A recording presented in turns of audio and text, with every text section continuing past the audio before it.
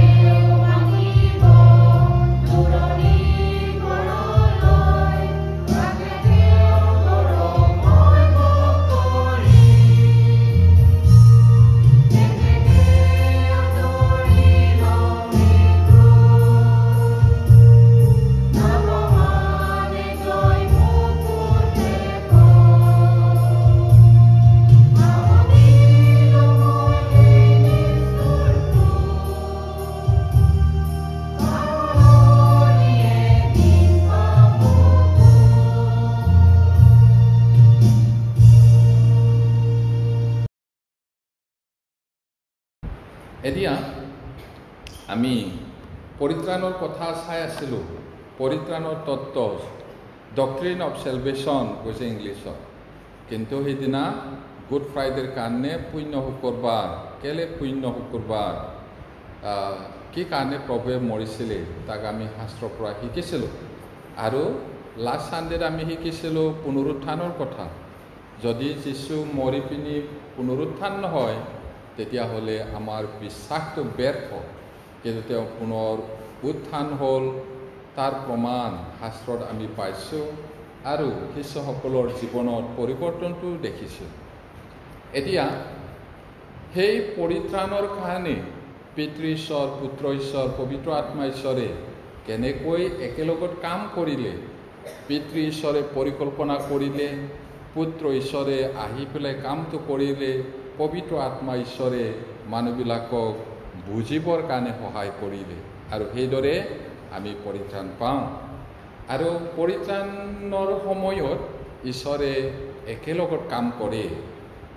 যোৱাবাৰ আমাৰ মনত হয়তো পাহৰি গ'লোঁ আমি, ডক্ট্ৰিন অফ এডপশ্যন, তুলি লোৱাৰ তত্ত্ব, সেইটো আমি চাইছিলোঁ। তাতে পিতৃ ঈশ্বৰ, পুত্ৰ ঈশ্বৰ, পবিত্ৰ আত্মা ঈশ্বৰে একেলগত কাম কৰে, সেইটো আমি চাইছোঁ। আৰু প্ৰাৰ্থনাৰ বিষয়ে আমি চাইছিলোঁ। সেই সময়তে প্ৰাৰ্থনাৰ ডিফিনেশ্যন সেইটো চাইছোঁ, প্ৰাৰ্থনাৰ কি কি এলিমেণ্ট থাকে সেইটো চাইছোঁ, ঈশ্বৰৰ সৈতে ব্যক্তিগত সম্পৰ্কৰ কথা চাইছিলোঁ। আৰু তাতে এলিমেণ্টছটো বিশ্বাস থাকিব লাগিব, সেইটো চাইছিলোঁ। তাৰপিছত প্ৰাৰ্থনাটো পূজাও হয়। পূজা পূজা যি কৈ থাকে, পূজা মানে সেৱা কৰা ঈশ্বৰক। এইটো আমাৰ পূজাটো ক'ৰবা এনেকুৱা কৰাটো নহয়, ক'ৰবা গ'লে তিতি বজাব যাব এনেকুৱা নহয়। কি হয়, দৈনন্দিন জীৱনত জীয়াই ঈশ্বৰৰ কাৰণে বলি দিব লাগে নিজক। সেই বলিটো কেনেকুৱা আশা কৰে ঈশ্বৰে? পবিত্ৰ, নিষ্কলংক আশা কৰে। কি কৰিব লাগিব? আমাৰতো অহংকাৰ আছে নহয়, সেইটো মাৰি পেলাব লাগিব। আমাৰতো হিংসা স্বভাৱ আছে নহয় মানুহৰ, মাৰিব লাগিব। আমাৰতো অসূয়া স্বভাৱ আছে নহয়, মাৰিব লাগিব। লোভীয়া স্বভাৱ আছে নহয়, মাৰিব লাগিব। খঙাল আছে নহয়, মাৰিব লাগিব। মাৰি মাৰি মাৰি নিজক সৰু সৰু সৰু কৰি ঈশ্বৰৰ কামটো কৰি থাকিব লাগিব। সেইটো বলি। ক'ৰবাত গীৰ্জাত আহিলোঁ, হালেলুয়া, প্ৰেইজ দ্য লৰ্ড, এই বেয়া কথা নহয়, ভাল, কিন্তু সেইটোৱেই সেৱা নহয়। ইয়াত শিকি পিনি কালিৰ পৰা দৈনন্দিন জীৱনত, আমাৰ প্ৰতিদিন জীৱনত সেইটোৱেই সেৱা কৰিব। পৰিত্ৰাণ পোৱা মানুহটো ডাঙৰ ডাঙৰ পাপ নকৰে, মানুহ নামাৰিব পাৰে, ব্যভিচাৰ নকৰিব পাৰে, 5টা পাপ আছে। যদি যীশু সঁচা বুলি গম পালা, তেওঁক যদি সোৱাদ পালা, তেতিয়াহ'লে ঈৰ্ষা, ঘৃণা, অসূয়া 5টা আছে, সেইবোৰ এৰা বুলি কৈছে। এইটো এৰিব লাগিব। জীৱিত নিষ্কলংক বলিস্বৰূপে নিজকে বলি দিয়া। বলি দিয়া মানে মৰি যাব লাগিব। পুৰণি নিয়মত বলি দিয়া মানে মৰা। এতিয়া আমিতো ডিঙিটো কাটি পিনি ঈশ্বৰৰ সেৱা কৰিব নোৱাৰে, বলি উৎসৰ্গ। সেইটোৱে আমাৰ স্বভাৱ, বেয়া স্বভাৱ, কু অভ্যাসবোৰ মাৰিব লাগিব। লাহে লাহে লাহে লাহে মাৰি পেলাই পিনি শুদ্ধকৈ সেৱা কৰিব লাগিব। সেইটো সহজ জানো? জন্মতে হিংসাকুৰীয়া হয়, মাৰিব লাগিব হিংসাটো। জন্মৰ পৰাই মিছলীয়া হয়, সেইটো এৰিব লাগিব। জন্মৰ পৰাই লোভীয়া হয়, এৰিব লাগিব। সেইটোৱে মাৰিবলৈ কৈছে। আমাৰ স্বভাৱ জানো মই বুলি নাই জানো? সেইটো মাৰিব লাগিব ঈশ্বৰক সেৱা কৰিবলৈ। সেইটো হ'ল পূজা, সেৱা কৰা। এতিয়া প্ৰাৰ্থনাৰ কি থাকিব লাগে কৈছিলে এলিমেণ্টছটো? যোৱাবাৰৰ কথা চমুকে কৈ আছোঁ। আশা, তাৰপিছত বাধ্যতা, তাৰপিছত স্বীকাৰোক্তি। যদি ভুল কৰে, পাপ কৰে, দুৰ্বলতা যে আছে, ঈশ্বৰ মই জানো হিংসা কৰিব নালাগে, ঈৰ্ষা কৰিব নালাগে, কাজিয়া কৰিব নালাগে, লোভ কৰিব নালাগে, কিন্তু আহে দেখোঁ ঈশ্বৰ সহায় কৰক মই এইবিলাক মাৰিবলৈ। প্ৰাৰ্থনা। তাৰপিছত দয়াটো থাকিব লাগিব। নিজে দয়া বিচাৰিব, সহজ যাত্ৰী বা বিশ্বাসী ভাই ভনীগণক যদি ক্ষমা কৰিব নোৱাৰে, আপোনাৰটো ব্লক। এই ভাই ভনীবিলাকক এৰি আপুনি মাত্ৰ স্বাৰ্থপৰ ঈশ্বৰে দিব আশা নকৰিব। নহয় এনেকৈ ঈশ্বৰৰ লগত। এতিয়া দয়া থাকিব লাগিব আমাৰ প্ৰাৰ্থনা সময়তো, এইটো ওলাব লাগিব।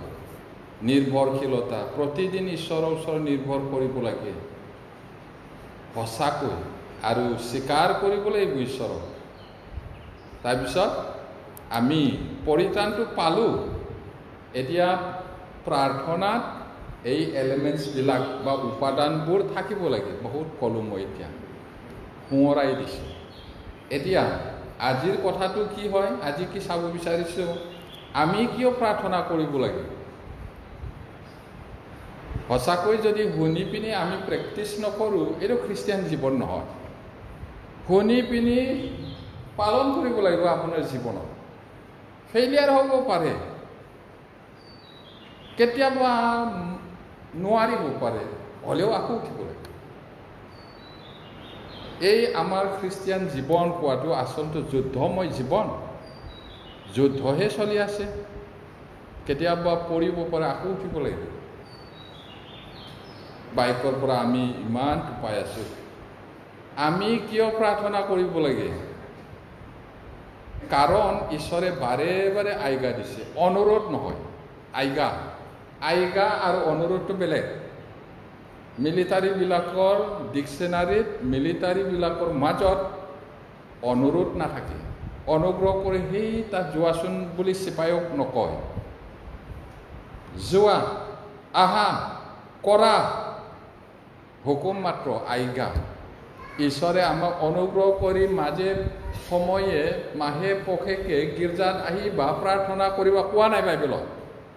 কি কৈছে? না মই বনাই কৈছোঁ? কেতিয়াবা ঈশ্বৰৰ কথা কোৱা মানুহটো ভাল নাপায়। মইতো বনাই কোৱা নাই। কি কৈছে? নিৰন্তৰে প্ৰাৰ্থনা কৰা। নহয় জানো? ক্লেশত সহনীয় হোৱা, আশাত আনন্দ কৰা, নিৰন্তৰে প্ৰাৰ্থনা কৰা। আজ্ঞা হয় এইটো, অনুৰোধ নহয়। ঈশ্বৰে আমাক অনুৰোধ নকৰে। আমি কেনেকুৱা? পোক, পচি যোৱা বস্তু। কি হয়? পোকে খোৱা বস্ত্ৰ, কাপোৰ। এইটো অলপ ধুনীয়া হৈ আছে, এতিয়া ক'ৰবাত জাবৰত থৈ দিয়ে, উইয়ে খাব। আমি এনেকুৱাহে হয়। তাক অনুৰোধ নকৰে ঈশ্বৰে।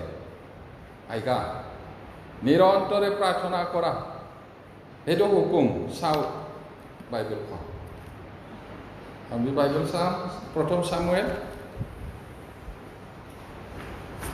12 অধ্যায় 23 পদ। আমি পঢ়ি পঢ়ি যাম। মই নকলেও, মইতো পঢ়িলে হ'ল। একেলগে আমি তেতিয়া মনত থাকে বাইবেলৰ কথাটো। 12 অধ্যায় 23 পদ।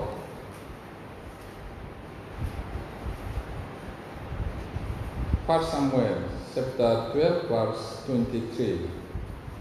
মোৰ কথাত হ'লে মই যে তোমালোকৰ নিমিত্তে প্ৰাৰ্থনা কৰিবলৈ এৰাৰ দ্বাৰাই যেহোৱাৰ বিৰুদ্ধে পাপ কৰিম এনে নহয়। মই উত্তম আৰু সৰল পথ তোমালোকক শিকাম।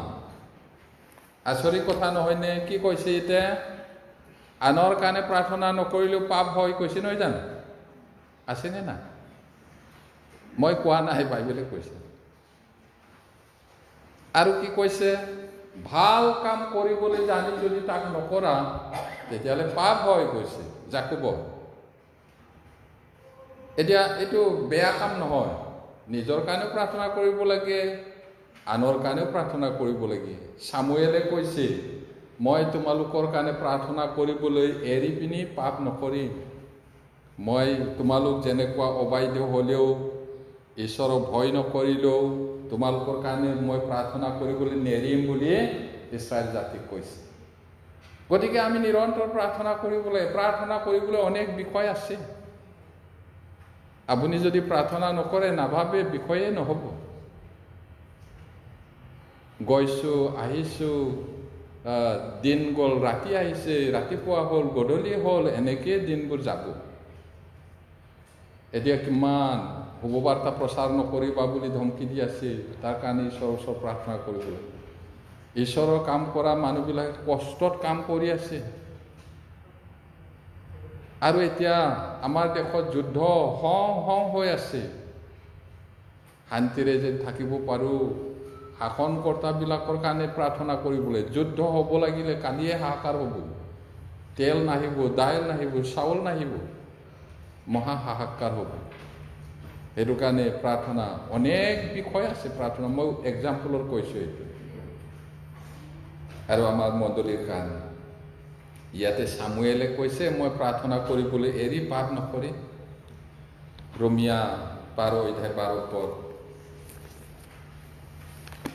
Romans chapter 12 verse 12 মই অথনিয়ে উল্লেখ কৰিলোঁ হ'বলা সেইটো। Romans 12:12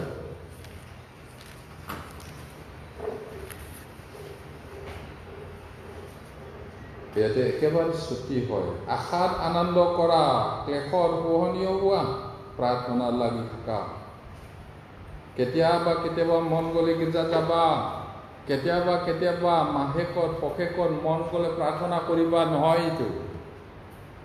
আমাক যদি কয় মাজে মাজেহে উশাহ নিশাহ ল'বা দেই, মাহেকত এবাৰ নহ'লে সপ্তাহত বছৰেকতহে 3 বাৰ মান উশাহ লওঁ বুলি ক'লে মানুহ মৰি যাব। খ্ৰীষ্টিয়ান জীৱনত জীয়াই থাকিবলৈ হ'লে, ভাল খ্ৰীষ্টিয়ান হ'বলৈ হ'লে, ঈশ্বৰৰ লগত সহভাগিতা ল'বলৈ হ'লে নিৰন্তৰে প্ৰাৰ্থনা কৰা। সেইটো কৈছে। ইয়াত কি কৈছে? আশাত আনন্দ কৰা। কি আশা? এই জগতত আশা নাই। এই জগতৰ আশা কৰি আনন্দ নকৰিব। তেতিয়াহ'লে কিহৰ? স্বৰ্গত আমাৰ কাৰণে পুৰস্কাৰ আছে। আৰু আমি তাত বেছি দিন নাই আৰু যাম। তাত যিটো আমাৰ কাৰণে ৰাখিছে, আমি কেতিয়াবা আনন্দ অলপ পাওঁ, নাইকিয়া হৈ যায়। কেতিয়াবা অলপ সুখ পাওঁ, নাইকিয়া হৈ যায়। তাত কেতিয়াও শেষ নহ'ব। দিন নাই, বছৰ নাই, অনন্তকলীয়া। সেই তাত আশা আছে আমাৰ, ইয়াত নাই। তাৰ কাৰণে আনন্দ কৰা। এতিয়া তাৰপিছত কি কৈছে? ক্লেশৰ সহনীয় হোৱা। ক্লেশ পাইছে নেকি? খ্ৰীষ্টিয়ান হোৱাৰ কাৰণে দুখ পাইছে নেকি? খ্ৰীষ্টিয়ান হোৱাৰ কাৰণে কষ্ট পাইছে নেকি? সহ্য কৰা। আমি তেজ ওলাই যোৱাকৈ মাৰ খোৱা নাই। অলপ ঠাট্টা কৰিলেই একেবাৰে তাৰণা বুলি কয়, এইটো ইমান নহয়।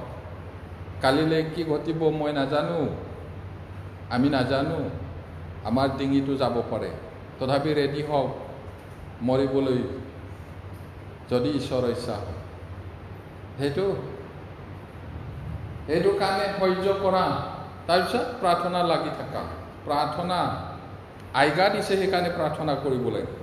কলছিয়া 4:1-2 Colossians chapter 4 verse 2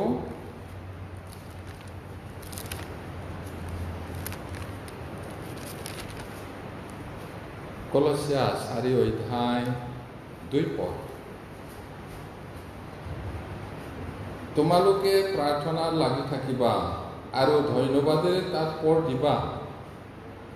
একেবাৰে ক্লিয়াৰ নহয় জানো কেলে আমি প্ৰাৰ্থনা কৰিব লাগে? ঈশ্বৰে আজ্ঞা দিছে।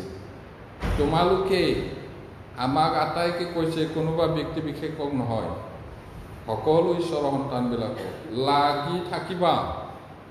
মাজে মাজে কোৱা নাই, ইয়াত ভুল নকৰিব। তাৰপিছত কেনেকৈ প্ৰাৰ্থনা কৰিব লাগে? ধন্যবাদেৰে তাত পৰ দিবা। প্ৰাৰ্থনা কৰিব লাগিব, ধন্যবাদ দিব লাগিব, বাট চাব লাগিব কি খুজিছে, দিব। তাৰপিছত 1 Thessalonians 5:17 প্ৰথম থিছলনিকিয়া 5 অধ্যায় 17 পদ।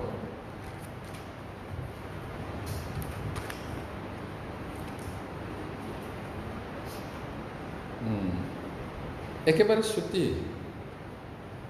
নিৰন্তৰে প্ৰাৰ্থনা কৰি থাকা, এইটো আমি জানো।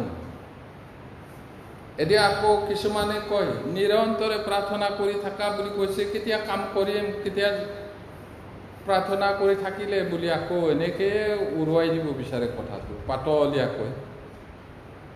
এদিনাখন চাহ মিছনাৰী আছিলে, সেই তেজপুৰৰ পৰা ওদালগুৰি ফালে গৈছিলে। তাহানি যুগত আমাৰ মাষ্টৰবিলাকে আমাক কৈছিলে, তেতিয়া সিহঁতে আছিলে। চাহাবে গাড়ী চলাই আছে, তেতিয়া পাকা ৰাস্তা নাই, কৈছে ধূলি উৰি যায়। তাৰপিছত তাৰ লগত কাম কৰা ভাত বনোৱা মানুহটো, ৰাস্তা হাতী বাঘ ঢেৰ আছিলে সেই সময়ত, সেইটো কাৰণে লগত লৈ যায়। গাড়ীটো চলাই আছে, সেই মানুহজনে সুধিছে, কৈছে সিটো চাহাবক কৈ আছে, চাহাবে উত্তৰ দিয়া নাই। তাৰপিছত ভাবিছে বোলে কি মানুহ একো উত্তৰ দিয়া নাই, মই সুধি আছোঁ। বহুত দূৰ যোৱাৰ পিছত তুমি অথনি কি সুধিছিলা বুলি, এইটো আকৌ কেনেকুৱা কথা, তেতিয়া কেলৈ উত্তৰ দিয়া নাছিলে আপুনি, ইমান কথা সুধিছিলোঁ মই বুলি। নহয়, মই প্ৰাৰ্থনা কৰি আছিলোঁ। প্ৰাৰ্থনাটো থাল বাচন ধুওঁতেও প্ৰাৰ্থনা কৰিব পাৰে, তাঁতশাল টিং টাং বজাই দিলেও অন্তৰত প্ৰাৰ্থনা কৰিব, গাড়ী চলাওঁতেও, বেপাৰ কৰি থাকিলেও, ফেক্টৰীত থিয় হৈহে কাম কৰিব লাগিব কিছুমান বস্তু, কেতিয়া প্ৰাৰ্থনা কৰিব এনেকুৱা নহয়। প্ৰাৰ্থনাটো শুইও কৰিব পাৰে, থিয় হৈও আঁঠু পাৰিও শুইও পাৰে বুলি কৈ পিনে আকৌ এলেহুৱা শুই পিনি কৰিম নকৰিব। কেতিয়াবা কিবা এটা ক'লে কিবা এটা উল্টা লয়, ভয় লাগে। প্ৰাৰ্থনা কৰি থাকিব পাৰে যিকোনো মুহূৰ্তত। এতিয়া আমাক নিৰন্তৰে প্ৰাৰ্থনা কৰা বুলি কৈছে। সঁচাকৈ কৰি থাকোঁ, প্ৰেক্টিচ কৰক, লাভ হ'ব আপোনাৰ। আপুনি একেবাৰে ভাগৰ লাগিছে, আধা মৰা, গাটো উঠিব নোৱাৰে, ঠিক প্ৰাৰ্থনা টাইমত আপুনি সাৰ পাব। যদি নোৱাৰে তাতে বাগৰিও প্ৰাৰ্থনা কৰিব। ইজি নহয়, সদায় কৰিলেহে এইটো আহিব। ঠিক যি সময়ত প্ৰাৰ্থনা কৰে সেই সময়ত উঠি সাৰ পাব। যদি নোৱাৰে যেনে বাগৰি পিনি ক'ব। অভ্যাস কৰক প্ৰিয়সকল, আপোনাৰ কাৰণে লাভ হ'ব, ঈশ্বৰে আশীৰ্বাদ কৰিব। প্ৰথম তিমথী 2 অধ্যায় 8 পদ পঢ়িম। এতেকে পুৰুষবিলাকে ক্ৰোধ আৰু বাদ বিবাদ নোহোৱাকৈ সকলো ঠাইতে পবিত্ৰ হাত দাঙি প্ৰাৰ্থনা কৰক, এই মোৰ আজ্ঞা। চাওকচোন, অনুৰোধ কোৱা নাই, ইমান ক্লিয়াৰকৈ কৈছে। এতিয়া যিহুদীবিলাকে প্ৰাৰ্থনা কৰিলে এনেকুৱা হাত দাঙে, এনেকুৱাও প্ৰাৰ্থনা কৰিব পাৰে, এনেকুৱাও পাৰে, যেনেকৈ যি সুবিধা হয় এনেকুৱা কৰিব লাগিব। যোৱাবাৰ কোনোবা এটা সময়ত কৈছিলোঁ হ'বলা, মই পাহৰি গ'লোঁ। সময় আৰু ঠাই বুজি প্ৰাৰ্থনাও কৰিব লাগিব। য'ত মানে বেয়া মানুহ আছে, আপোনাৰ সন্দেহ আছে, হোটেলত ক'ৰবাত চকু মুদি প্ৰাৰ্থনা কৰি থাকিলে দাৱাই দি দিব চব্জিত, ভাতত, কি কৰিব? হৈ জানো, এনেকুৱা হৈ জানো বুলি ক'ব পাৰে। সঁচা ঘটনা। আমাৰ এই মাষ্টৰ লগৰীয়া, বহুত দিনৰ আগৰ কথা, এই জাহাজেৰে আহিব লাগে ডিব্ৰুগড় বগীবিল, দলংটো হোৱা নাই, গ'ল নিজৰ ষ্টেটত কিতাপ আনিবলৈ, কিবা কিবি আনিবলৈ পইচা পঠালে। তাৰপিছত গৈ ডিব্ৰুগড়ত সি থাকিলে ষ্টেচনত। তেতিয়া ব্লু হিল বহুত ফেমাছ, ব্লু হিল ক'লে, দাদা আপুনি ক'ত যাব? মই আমুক জাগাত যাম, মানে ক'ত? হয় নেকি, ময়ো যাম। বন্ধু পাতিলে কথা পাতিম। এই ৰাতি 7টাতহে হ'ব নহয় বাছ টাইমটো, কি কৰোঁ এতিয়া? ইমান দেৰি বহি থাকিম নে? বলক চাহ খাবলৈ গ'ল। চাহ খাবলৈ যাওঁতে ইয়াতোতো বুদ্ধি আছে, আমাৰ লগৰ ইয়াতো ভাঙা ফুটা হিন্দী কৈ আছে, গম পাইছে ইয়াক ঠগিব পাৰিব, গ'ল চাহ খাবলৈ গ'ল। তাৰপিছত চাহ খাবলৈ যোৱা মানুহটো মঙালে চাহটো, চাহ দিয়ে বুলি। তাৰপিছত হোটেলত চাইছে এই বস্তুবিলাক খাবলৈ মন নাই, তে কি খাব বুলি আমাৰ মাষ্টৰ লগৰীয়াই আকৌ একেবাৰে উৎসাহ নহয়, আনক প্ৰেম কৰিব লাগে বুলি একচেটিয়া শিক্ষা লোৱা, আনক প্ৰেম কৰা বুলি কোৱা কাৰণে সেইটো প্ৰেমটো বুজিছে বোলা। মই যাম বুলি সেই মানুহটোৱে ক'লে, নাই আপুনি যাব নালাগে ময়ে যাম বুলি গ'ল। এই হোটেলতো নাখায় বোলে, দোকানটোহে খাব। সি গ'ল, আহো মানে গিলাচৰ চাহটো উতলি আছে। জীৱনত একেবাৰে গৰমটো ঢালিলেও গিলাচত আৰু নুতলে নহয় জানো, না উতলে? সেই মানুহটো ঈশ্বৰে জানিবলৈ দিছে, এইটো উতলিছে জানিছে। আৰে এইটো আকৌ কেনেকুৱা কথা, দাৱাই দিলে নেকি? প্ৰাৰ্থনা কৰি খালে একো নহ'ব বুলি প্ৰাৰ্থনা কৰি খালে, জানিও এইদৰে ঈশ্বৰক পৰীক্ষা কৰিলে নুশুনিব ঈশ্বৰে। সেইকাৰণে টাইম জাগা সেইটো চাই পিনি চকু নুমুদিলেও হৈ যায় প্ৰাৰ্থনা কৰিবলৈ, আঁঠু নাপাৰিব পাৰে। বাইবেলত ক'তো নাই নহয় আঁঠু পাৰিলেহে, এনেকুৱা কৰিলে মাথোহে শুনে বুলি। শিকক প্ৰিয় ভাইবিলাক, কিন্তু নিৰন্তৰে প্ৰাৰ্থনা কৰি থাকিব পাৰে। অকলে থাকিলে গেজাৰ এনেকুৱা হ'লে চকু মুদি প্ৰাৰ্থনা কৰিব পাৰে, য'ত সন্দেহ আছে চকু নুমুদিলেও প্ৰাৰ্থনা কৰিব পাৰে। তাৰপিছত গোটেই টকাটো সেইটো নিচা লাগি গ'ল।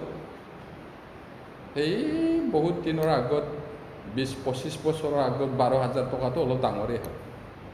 টকাও লৈ গ'ল, জেকেটো লৈ গ'ল। ৰাতিপুৱা বলিয়া নিচিনা ক'তবা ঘূৰিলে, কি বুলি কয়, ড্ৰেইনত উজুতি খাই চব গ'ল। মানুহৰ কিনাৰেদি যাওঁতে বলিয়া বুলি আকৌ পিটিলে। এনেকৈ নহ'ব। সাপৰ নিচিনা টেঙৰ, কপৰ নিচিনা সোজা হ'ব লাগে, কিন্তু নিজৰ স্বাৰ্থৰ কাৰণে টেঙৰ আদি কৰিব নালাগে, ঈশ্বৰৰ গৌৰৱৰ কাৰণে। বাইবেলৰ পৰা বহুত শিকিব পাৰোঁ। এতিয়া কিয় প্ৰাৰ্থনা কৰিব লাগে? ঈশ্বৰে বাৰে বাৰে আজ্ঞা দিছে, আৰু কেনেকৈ কৰিব লাগে তাকো আমি পালোঁ। এতিয়া খ্ৰীষ্টই, আমাৰ ত্ৰাণকৰ্তা প্ৰভু যীশুৱে স্বয়ং ঈশ্বৰ হয়, হ'লেও নিজে প্ৰাৰ্থনা কৰিছে। তেওঁ প্ৰাৰ্থনা নকৰিলে হৈ যায়। কেলে কৰিলে তেতিয়াহ'লে? গোটেই ৰাতি আৰু যিকোনো কামৰ আগত তেওঁ প্ৰাৰ্থনা কৰে। আমাৰ কাৰণে আদৰ্শ হয় প্ৰাৰ্থনা কৰিব লাগে।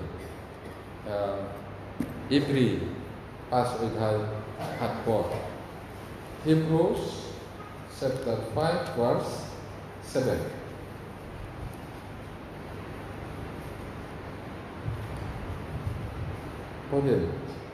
তেওঁ নিজ শৰীৰত প্ৰবাস কৰা কালত মৃত্যুৰ পৰা ৰক্ষা কৰিবলৈ সমৰ্থ হোৱা জনাৰ আগত অতিশয় ক্ৰন্দন আৰু চকুলোৰে নিবেদন আৰু সাধ্য সাধনা উৎসৰ্গ কৰি ভক্তিভাৱৰ কাৰণে উত্তৰ পায়।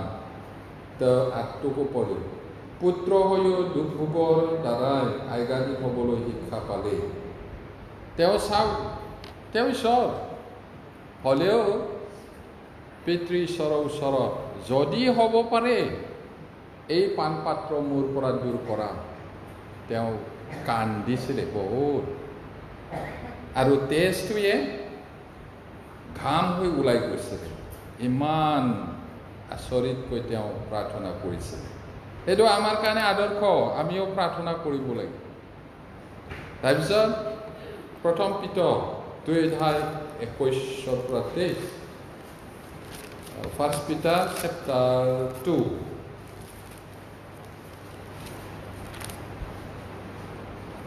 2:21-23 পদলৈকে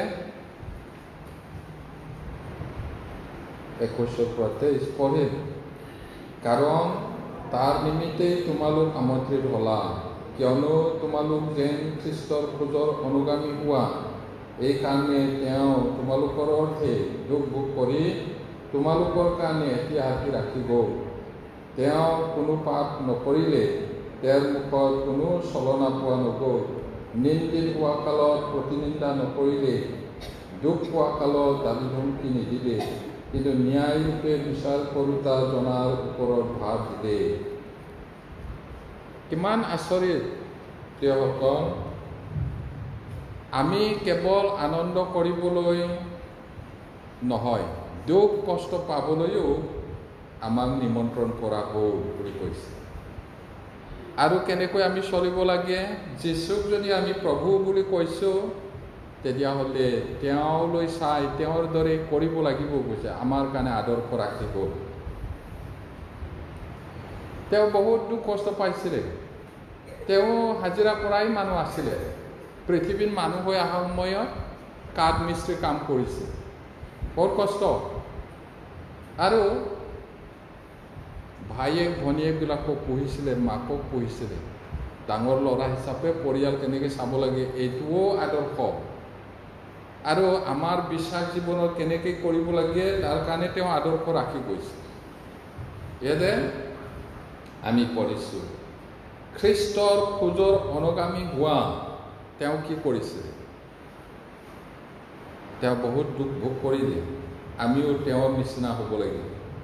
এইকাৰণে তোমালোকৰ অৰ্থে দুখ ভোগ কৰি তোমালোকৰ কাৰণে এটি আধি ৰাখিব। তেওঁ আমাৰ কাৰণেহে বুকু খালে, চাবুকৰ কোব খালে, থোৱা খালে, অনেক বেয়া বেয়া কথা তেওঁ ক'লে।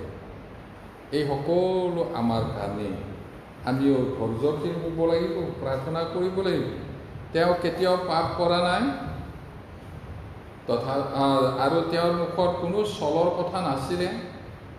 আৰু তেওঁ নিন্দা কৰা সময়ত তেওঁ প্ৰতিনিন্দা নকৰিলে, দুখ পোৱা সময়ত কাকো গালি ধমকি নিদিলে।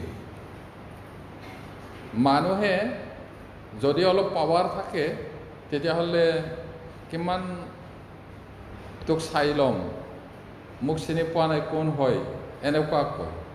প্ৰভু যীশুৱে ক'লে ক'ব পাৰিলেহেঁতেন, তেওঁ সৰ্বোপৰি জনা। এই তোমালোকে মোক গম পোৱা নাই, একদিন ৰজাৰো ৰজা হৈ তহঁতক কলহৰ দৰে ভাঙি পিনে মই টুকুৰা টুকুৰি কৰিম বুলি ক'লে ক'ব পাৰিলে, কিন্তু নাই কোৱা। কিন্তু এদিনটো সঁচাকৈ কৰিব। এতিয়া আমিও গোপতে মনে মনে সহ্য কৰি যাব লাগিব প্ৰভুৰ দৰে। তেওঁ আমাৰ কাৰণে আদৰ্শ ৰাখি থৈ গ'ল। আৰু কিয় আমি প্ৰাৰ্থনা কৰিব লাগে? আদি মণ্ডলীৰ মানুহবিলাকে, মানে ফাৰ্ষ্ট চেঞ্চুৰী মণ্ডলীৰ ভাই ভনীবিলাকে এইদৰে নিৰন্তৰে প্ৰাৰ্থনা কৰিছিল। তেওঁলোকে মাৰ কিল খোৱা সময়তো প্ৰাৰ্থনাটো এৰা নাই। পাচনি কৰ্ম 1 অধ্যায় 14 পদ পঢ়িম আমি। Acts chapter 1 verse 14.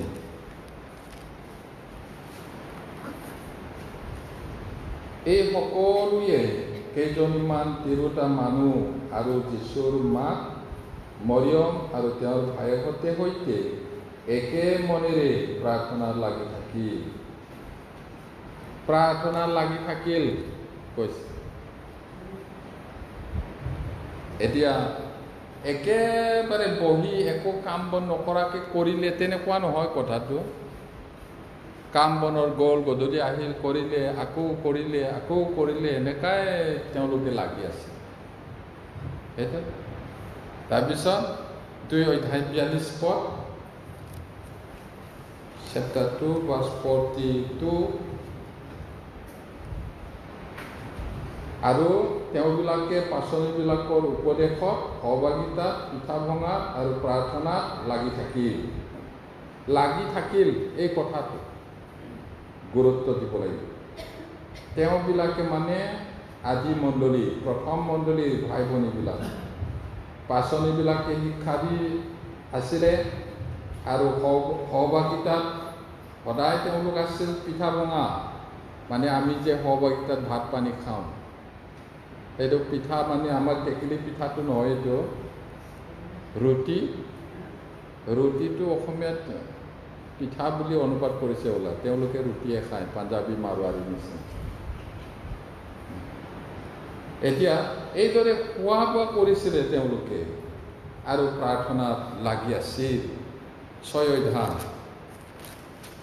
4 পদ। কিন্তু আমি প্ৰাৰ্থনাত আৰু বাক্যৰ পৰিচৰ্যাত লাগি থাকিম। মানুহ যেতিয়া বৃদ্ধি হ'ল, বাঢ়ি বাঢ়ি গ'ল, তাতে সমস্যাৰ সৃষ্টি হৈছিলে। গ্ৰীক ভাষা কোৱা যিহুদী বিধৱা আৰু ইব্ৰী ভাষা কোৱা যিহুদী বিধৱাৰ মাজত মানে যিবিলাকে ভাত পানী ভাগ কৰি দিয়ে, তেওঁলোকে সেই গ্ৰীক কথা কোৱা বিধৱাবিলাকো অলপ মানে বেলেগ চকুৰে চাইছিলে, আৰু ইব্ৰী ভাষা কোৱা বিধৱাবিলাকো বেলেগ চকুৰে চায়। তেতিয়া আপত্তি কৰিলে পাচনিবিলাকক, তোমালোকে আমাক ভাত পানী দিয়া সময়ত মাহী আইৰ চকুৰে চাইছে, এনেকুৱা কথা। তেতিয়া পাচনিবিলাকৰ তাত আহিলে পাচনিবিলাকে, আমি ঈশ্বৰৰ বাক্যটো এৰি পিনি টেবুলত যামনে, এইটো কৈছে। তাৰপিছত তোমালোকৰ মাজত আত্মাৰে পৰিপূৰ্ণ জ্ঞানেৰে পৰিপূৰ্ণ হোৱা মানুহ বাছা, 7 জন ডিকন বাছালে। তাৰপিছত তেওঁলোকে পাকঘৰত খোৱা বোৱা, ৰন্ধা মেলা, ভগোৱা এইবিলাকক চালে, কণ্ট্ৰল কৰিলে। কিন্তু পাচনিবিলাকে ঈশ্বৰৰ বাক্যটো কৈ থাকিলে। সেইটো নিৰন্তৰে তেওঁলোকে এইদৰে প্ৰাৰ্থনা লাগি থাকিল। আৰু 12 অধ্যায় 5 পদ, 12 chapter 12 verse 5।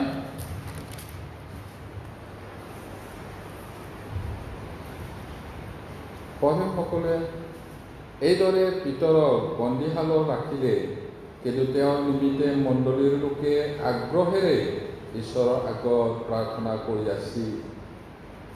চাওক, এতিয়া যোহনৰ ককায়েক জাকুবক হেৰোদ ৰজাই ডিঙিটো কাটিলে তৰোৱালেৰে। তাৰপিছত সেই কথাটো খ্ৰীষ্টিয়ান বিৰোধী যিহুদী মানুহবিলাকে বহুত ভাল পালে, ভাল হৈছে বুলি। তেতিয়া কি কৰিলে ৰজাই, ঠিকে আছে, মই ভাল কামেই কৰিছোঁ, এতিয়া পিতৰকো কাটিব লাগিব, এই বুলি জেলত থলে। আৰু পিতৰক একেবাৰে মহা সমাজ বনাই পিনি হয়তো কাটিবলৈ মন আছে। কিন্তু মণ্ডলীৰ মানুহবিলাকে এই জাকুবৰ কথাটো জানিলে, পিতৰকো মাৰিব বুলি গম পায়, কি কৰিলে, ইয়াত বাইবেল পদৰ আমি পালোঁ, নিৰন্তৰে মণ্ডলীৰ মানুহবিলাকে প্ৰাৰ্থনা কৰি থাকে। এইদৰে পিছত কেনেকৈ ঈশ্বৰে নিজৰ দূতক পঠিয়াই পিনি তেওঁ উদ্ধাৰ কৰিছিলে, এই কথাটো আমি জানো। আৰু সেই যিবিলাক গাৰ্ড আছিলে ডিউটি দিয়া, তেওঁবিলাকতো মৰিব। দৰ্জা খিৰিকীটো বন্ধ, জেলৰ গেটটো বন্ধ, কিন্তু ভিতৰ নাই। তোমালোকে কি কৰিছে? কি কৰিব পাৰিব ঈশ্বৰৰ লগত? দৰ্জা খিৰিকী বন্ধ, তলা আছে, গেটটো বন্ধ আছে, কিন্তু মানুহটো নাই। এই মানুহবিলাক মৰিলে, কিন্তু ভিতৰ বাচি গ'ল। কেনেকৈ সম্ভৱ হ'ল? মণ্ডলীৰ ভাই ভনীবিলাকৰ প্ৰাৰ্থনা। এই আদৰ্শটো আমি ল'ব লাগিব, তাৰ কাৰণে প্ৰাৰ্থনা কৰিব লাগিব। এতিয়া শুভবাৰ্তা প্ৰচাৰ নকৰিবা বুলি ধমকি দি আছে, কি কৰিম? কালি আকৌ গীৰ্জা নকৰিবা বুলি ক'ব, কি কৰিম? প্ৰাৰ্থনা কৰক এতিয়াৰ পৰা। এনেই নহয়, প্ৰাৰ্থনা কৰিলে মুকলি হ'ব। ঈশ্বৰে শাসনকৰ্তাবিলাকৰ মনটো সলনি কৰিব। ঈশ্বৰে কোনফালৰ পৰা কি ৰাস্তা মুকলি কৰিব আমি নাজানো, কৰিব পাৰে, কিন্তু সেইটো নিৰ্ভৰ কৰিব আপোনালোকৰ ওপৰত, আমাৰ ওপৰত, কেনেকৈ আমি প্ৰাৰ্থনা কৰোঁ। সঁচাকৈ আমাৰ ঈশ্বৰ জীৱিত ঈশ্বৰ, তেওঁ কৰিব নোৱাৰা কাম নাই, আচৰিতকৈও কাম কৰে তেওঁ, কিন্তু আমি খুজিব লাগিব। সেইটোৰ কাৰণে আমি প্ৰাৰ্থনা কৰিবলৈ, কাৰণ প্ৰাৰ্থনা হৈছে ঈশ্বৰে নিৰ্বাচিত কৰা পদ্ধতি। তেওঁৰ পৰা আশীৰ্বাদ পাবলৈ প্ৰাৰ্থনাটো উপায়, আমাৰ কথাটো তেওঁ জনাবলৈ প্ৰাৰ্থনাটো উপায়। সেইটো কাৰণে প্ৰাৰ্থনা কৰিব লাগিব। এতিয়া শয়তানক হৰুৱাবলৈ হ'লে, শয়তানৰ ওপৰত জয় কৰিবলৈ হ'লে প্ৰাৰ্থনা কৰিব লাগিব। শয়তান খেদোৱা প্ৰগ্ৰাম কৰিলে নহ'ব। এইটো শান্তি পানী আনি দুবৰি বন তুলসীৰে শয়তান পলাই যা ক'লে প্ৰাৰ্থনা কৰিলে নাযায় শয়তান। জানে নহয় আপোনালোকে শয়তান কোন হয়? শয়তান ঈশ্বৰতকৈ অলপহে সৰু। আচৰিত পাৱাৰ, কিন্তু সৰ্বশক্তিমান নহয়। বহুত জ্ঞান আছে কিন্তু সৰ্বজ্ঞানী নহয়।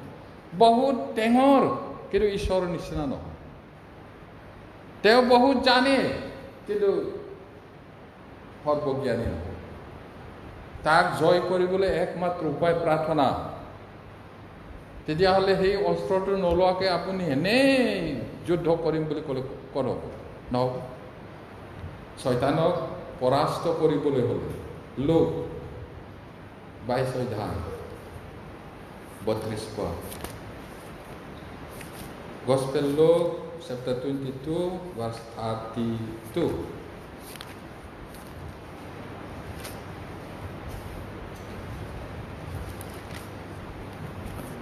পঢ়িম। কিন্তু তোমাৰ বিশ্বাস যেন লোপ নাপায়, এইকাৰণে মই তোমাৰ অৰ্থে প্ৰাৰ্থনা কৰিলোঁ, আৰু তুমি মন পালটোৱাৰ পাছে তোমাৰ ভাইবিলাককো থিৰ কৰিবা। এদিন শয়তানে পিতৰক ল'বলৈ বহুত চেষ্টা কৰিছিলে, পিতৰক ল'বলৈ। কিন্তু ঈশ্বৰে, প্ৰভু যীশুৱে পিতৰৰ কাৰণে প্ৰাৰ্থনা কৰিছে, নহ'লে ল'বলৈ চেষ্টা কৰি আছিল। তাৰপিছত 1 Peter 4 অধ্যায় 7 পদ, 1 Peter chapter 4 verse 7.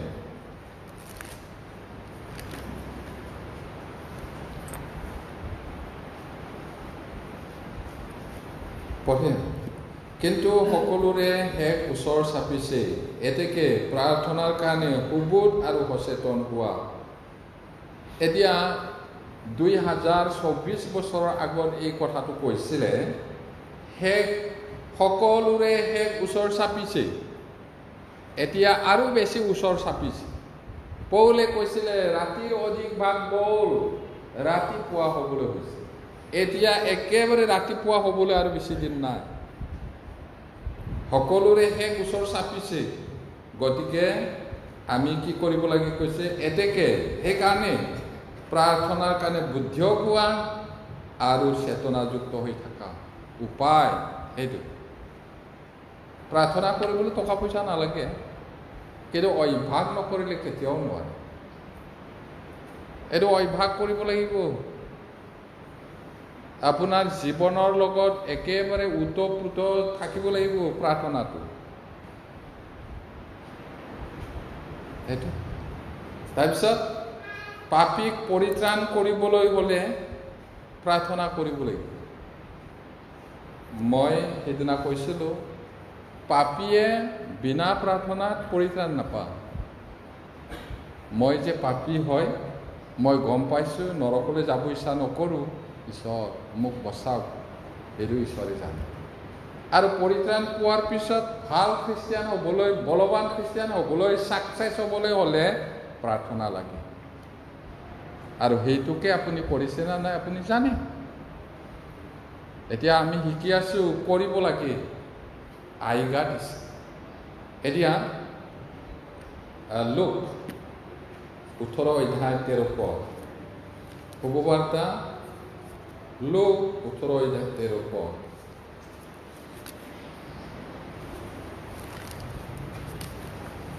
শুভবাৰ্তা লোক 18 অধ্যায় 13 পদ।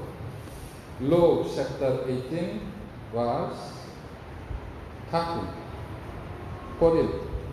কিন্তু কৰ তোলাই আঁতৰত থিয় হৈ স্বৰ্গৰ ফালে চকুকে তুলিবলৈ হা নাপায়, নিজৰ হিয়া ভুকুৱাই ভুকুৱাই ক'লে, হে ঈশ্বৰ, পাপী যি মই, মোলৈ প্ৰায়শ্চিত্তৰ দ্বাৰাই প্ৰসন্ন হওক। আমি কাহিনীটো জানো, দুইজন, এজন ফৰিচী, এজন কৰ তোলা, প্ৰাৰ্থনা কৰিবলৈ গৈছিলে। এজনে নিজৰ কৰ্মটো কৈ দিছে ঈশ্বৰক, মই এইটো কৰোঁ সেইটো কৰোঁ, আপোনাৰ কাৰণে মই সপ্তাহত 2 বাৰ ভাত নাখাওঁ বুলি। ভাল কথা, ভাল কথা। তাৰ পাপটো স্বীকাৰ কৰা নাই। সেই এজনটো কি কৈছে? কৰ তোলা, মানুহে চাব নোৱাৰে। কৰ তোলা, এতিয়া টেক্স কালেক্টৰবিলাকতো পাপী বুলি নকয় মানুহে। টেক্স কালেক্টৰ অফিচত চাকৰি পালে বা নমস্কাৰ এনেকুৱা, কিন্তু সেই সময়ত কেলে বেয়া পায় সেইটো কাহিনীটো আমি জানো। সিহঁতে সঁচাকৈয়ে 100 তুলিবলৈ ক'লে 200 নহ'লে 150 তোলে। চৰকাৰক দিব লগাটো দিব, বাকীটো নিজৰ পকেটত। আৰু বিধৱা দুখীয়াবিলাক ধমকি দি পিনি আনে। 100 দিব লগা জেগাত 500 টকীয়া ছাগলীটো টানি আনিব সিহঁতে। সেইটো পাপ। এতিয়া পুলিচ মানুহটোক মানুহে এনে ভাল নাপায়, কিন্তু সকলো পুলিচটোতো বেয়া নহয় নহয়, ভাল পুলিচো আছে। এনে লাঠিৰে মাৰি পিনি পইচা চেক এনেকুৱা কয়, সেইটো কাৰণে বেয়া পায়। মটৰ চাইকেলত টুপিও আছে, লাইচেন্সো আছে, সকলো আছে, চালান কাটিম বুলি এনেই কৰে। সেইটো কাৰণে গোটেই পুলিচটোকে বেয়া পায় মানুহ, কিন্তু গোটেই পুলিচ বেয়া নহয় নহয়। সেই সময়ত কৰ তোলাবিলাককো সমাজে বেয়া পায় পাপী বুলি। এতিয়া সেই মানুহটোৱে কি কৰিলে? মই পাপী মানুহ, মই পাপী মানুহ, মই জানো, তথাপি মোক দয়া কৰক বুলি কৈছে। ই পৰিত্ৰাণ পালে কৈছে নহয় জানো? মানুহৰ দেখাত এই ফৰিচী ধৰ্মগুৰুটো ইমান ধুনীয়াকৈ এনেকুৱা প্ৰাৰ্থনা কৰে, দাঢ়িটো দীঘল, চোলাটো বহুত ধুনীয়া। মানুহে ভাবিছে বাপৰে বাপ, ইয়াৰ প্ৰাৰ্থনাটো ঈশ্বৰে শুনিব দেই। নাই, প্ৰভুৱে কৈছে ইজনতকৈ সিজনহে পৰিত্ৰাণ পাই ঘৰলৈ গ'ল। পৰিত্ৰাণ পাবলৈ নিজৰ পাপটো চিনি পাব লাগিব, প্ৰাৰ্থনা কৰিব লাগিব। সেইটো তাৰপিছত বেক শ্লাইডাৰ মানে কি ক'ব, এইটো নতুন জন্ম পাইছে বুলি কৈছে, কিন্তু পিছ হুহকি গ'ল। 1 বছৰ 2 বছৰ 3 বছৰ গীৰ্জা আহিছিলে, মানুহটো ইমান ভাল আছিলে, কেনেকা হ'লো এই দাদাটো গুচি গ'ল। এইটো বেক শ্লাইডাৰ কয়, পিছ হুহকি যোৱা। এতিয়া সঁচাকৈ নতুন জন্ম পোৱা মানুহটোও পুৰা জাগতিক নিচিনা হৈ যাব পাৰে, কিন্তু সচৰাচৰ বেছিয়ে নহয়, 1-2জন হ'ব পাৰে। এনেকুৱা মানুহে আকৌ পুনৰুদ্ধাৰ হ'বলৈ, ঈশ্বৰৰ লগত ৰিলেশ্যনটো আকৌ ৰাখিবলৈ প্ৰাৰ্থনা কৰিবলৈ উপায়টো সেইটোৱে। আমিও মাজে মাজে দুৰ্বল হৈ যাওঁ নহয় জানো? প্ৰাৰ্থনা কৰিবলৈ, মই কি হৈছোঁ এইবুলি। এতিয়া আমাৰ কি এটা অভ্যাস হৈ গ'ল, টেষ্টিমনি বুলি ক'লে সেই নতুন জন্ম পোৱাটো মাত্ৰ ভাবে। সহভাগিতাত আমি নতুন জন্ম পোৱা অলৰেডি টেষ্টিমনি পোৱাটো কেৱল নতুন জন্ম টেষ্টিমনি নহয়, বেয়া নহয় এইটো ক'লে, কিন্তু মোৰ পৰিত্ৰাণ পোৱাৰ পিছত আত্মিক জীৱনটো কেনেকুৱা হৈছে? কেতিয়াবা মই ইমান চেষ্টা কৰোঁ, ইমান দুৰ্বল হৈ যায়, কেলে এনেকুৱা হয়? মইতো এইটো চেষ্টা কৰোঁ, প্ৰাৰ্থনাও কৰোঁ, নোৱাৰিছোঁ, মোক সহায় কৰক, প্ৰাৰ্থনা কৰোঁ, এনেকুৱাও আহিব পাৰে। আৰু এনেকুৱা টেষ্টিমনি শুনাৰ পিছত সেইদিনা নহয় এই ফেলোশ্বিপত আমুক বাইদেৱে এনেকৈ কৈছিল নহয়, মই জানোৱে, এনেকুৱা নহ'ব। এইটো নিজৰ মনৰ কথাটো, দুৰ্বলতা কথাটো শ্বেয়াৰ কৰিব ভাই ককাইৰ আগত, সেইটো আৰু কথা বনাব নালাগে। বুজি পাইছে নহয়? নহ'লে নেক্সট বাৰ নহ'ব আৰু শ্বেয়াৰ নকৰিব। কেতিয়াবা মই পাষ্টৰ হোৱাৰ কাৰণে কিছুমানে একেবাৰে অন্তৰংগ কথাটো কয়, পৰিয়ালৰ, তেওঁৰ জীৱনৰ, মই যদি সেইটো আকৌ আপোনালোকক চবটো কৈ দিয়ে, সি যদি শুনে মোৰ কথা পাতিব নাপাতিব। সেইটো কাৰণে ফেলোশ্বিপৰ কিছুমান কেতিয়াবা নিজৰ দুখ সুখৰ কথা, পৰিয়ালৰ কথা ক'লে সেইটো আৰু বেলেগত ক'ব নালাগে, বহুত সাৱধান। এতিয়া যদি পিছ হুহকি গৈছে প্ৰাৰ্থনা কৰি ঘূৰি আহিবলৈ মন পালটোৱা, সেইটো জাকুব 5:16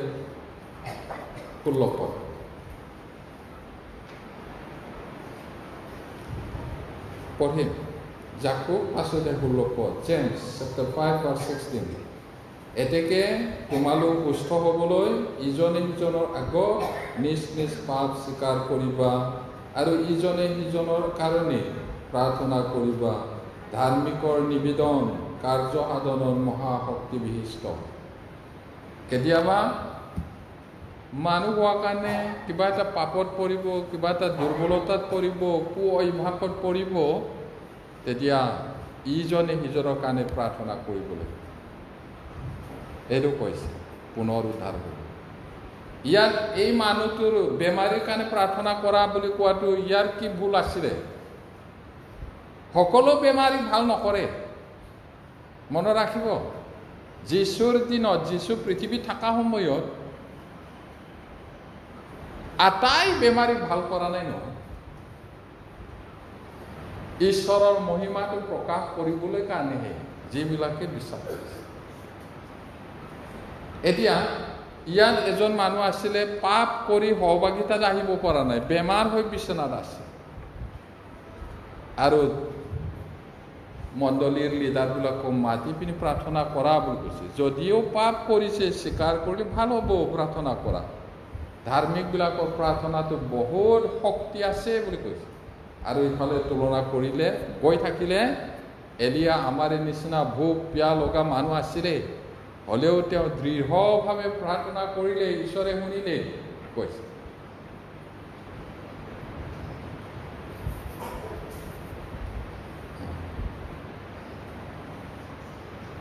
এতিয়া পবিত্ৰতা শক্তিশালী কৰিবলৈ, পবিত্ৰ জীৱন যাপনত আমি বলৱান হ'বৰ কাৰণে প্ৰাৰ্থনা কৰিব লাগে। যিহুদা সোঁফালে যাওক, যিহুদা পত্ৰ 20 পদ, তাতে এক অধ্যায় মাত্ৰ থাকে।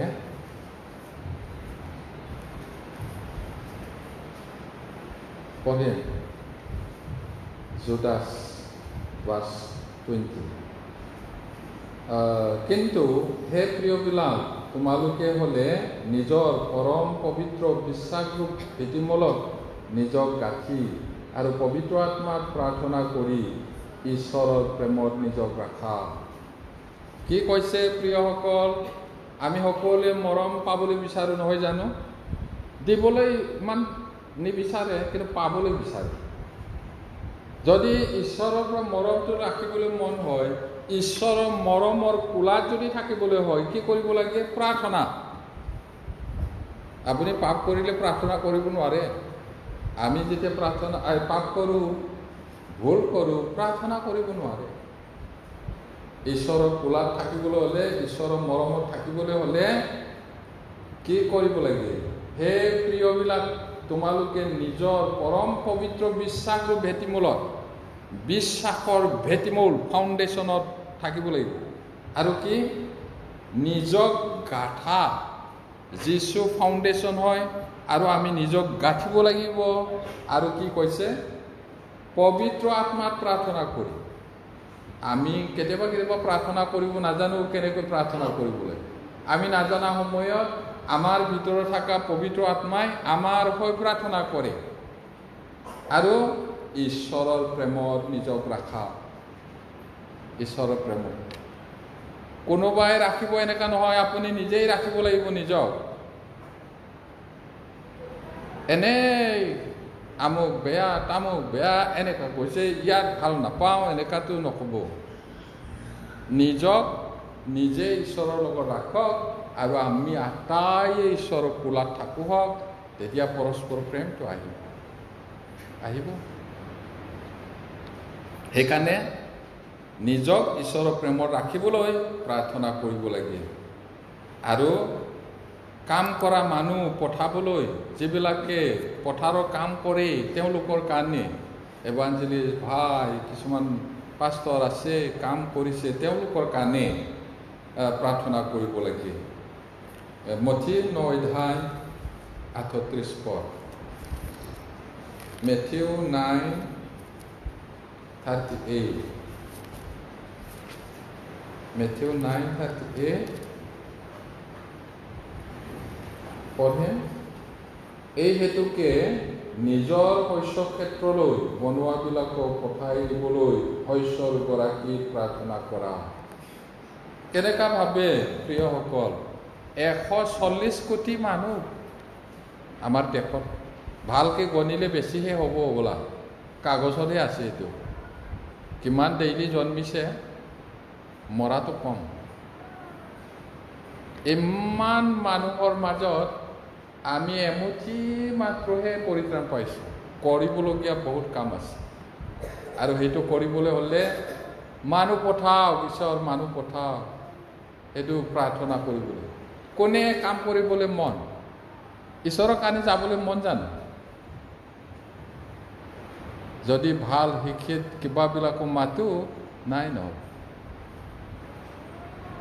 ঈশ্বৰৰ কামলৈ কোনে যাবলৈ মন হয় আমি যদি ভাল সুবিধা দিওঁ পইচা দিব পাৰোঁ তেতিয়াহ'লে যাব কিন্তু এইখিনিতে উল্লেখ কৰিব লাগিব নিজে হতে বহুত বহুত পাবলৈ ইচ্ছা কৰে ঈশ্বৰৰ কাম কৰাবিলাক ঈশ্বৰৰ কাম কৰা মানুহটো ইমান লয় নেকি মই লোক কৰি জানা কিন্তু আমি পঠাব লাগিব না মোৰ দিনটো গৈছে আমি পিছত পঠাব লাগিব তাৰ কাৰণে যোগ্য হ'ব লাগিব নে না মানুহটো MA পাছ PhD হ'ল পাষ্টৰ কৰিব দেই বুলি তাকতো যাই থাকিবলৈ সুবিধা দিব লাগিব না নালাগিব লাগিব লং পেণ্ট ফাটাৰে যাব নোৱাৰে এই ঘেৰ ঘেৰ বাজি যোৱা চাইকেলেৰে যাব নোৱাৰিবই এজন PhD পাছ কৰা মিনিমাম সুবিধাটোতো দিব লাগিব নিজে হতে বহুত পায় কিছুমান মানুহ আছে চৰকাৰী মানুহ আনৰটো কেলে এনেকা ঈশ্বৰৰ কাম কৰাটো এনেকা নেকি ৱা বহুত ইণ্টাৰেষ্টিং নহয় জানো মানুহ পঠাওক বুলি প্ৰাৰ্থনা কৰিব লাগিব মই সহায় কৰিম আমি সহায় কৰিব যদি ভাল সা সুবিধা পায় নোহোৱা মানুহবিলাক মই যাম বুলি ক'ব তেতিয়া প্ৰাৰ্থনাৰে মণ্ডলীতে বাচিব লাগিব নহয় জানো আমাৰ মিছনটো আমাৰ মণ্ডলীটো এই কৰবাৰ পৰা কিবা বুলি হায়াৰ নকৰে মণ্ডলীতে ঈশ্বৰৰ কামৰ কোনে মন দিছে সেইবিলাক এতিয়াৰ পৰা নহ'ব এতিয়াৰ পৰা একদম চালি জাৰিহে হ'ব এনেই নহ'ব এতিয়া আৰু এইটো মণ্ডলীৰ ল'ৰাবিলাক মণ্ডলীৰ মানুহবিলাক উঠি আহিব লাগিব কেতিয়া আহিব মই নাজানো আৰু সেইটো মদত কৰিবলৈ আমি যোগ্য হ'ব লাগিব তাকৰা আৰু সেইটোৰ কাৰণে প্ৰাৰ্থনা ঈশ্বৰে পঠাব ইমান 140 কোটি মানুহৰ মাজত এই অকমান আৰু যুগটো বহুত শিক্ষিত নহয় জানো না নহয় একেবাৰে লিখা পঢ়া নাজানাটো প্ৰচাৰক বনাই দিলে নহনে এতিয়া মই অথনিয়ে ক'লো ভাল শিক্ষিত মানুহক ঈশ্বৰৰ কাম কৰিবলৈ হ'লে জীয়াই থাকিবলৈ তাক কাপোৰ কানি দিব লাগিব যাব তেতিয়া আমাৰ দায়িত্ব হয় প্ৰাৰ্থনা কৰিব লাগিব ভালকে এইটো আকৌ কেনেকা হ'ব নোৱাৰো ক'ব নালাগে পাৰে 12জন মানুহ গোটেই জগতটো উলট পালট কৰি আমি কিমান আছো মণ্ডলী আমাৰ অভাৱটো হয়তো প্ৰাৰ্থনা হ'ব পাৰে আন্তৰিকতাৰে হৃদয়টো ঢালি পিনি কৰিব লাগিব পাচনি কৰ্ম 13 অধ্যায় 2-3 পদ Acts 13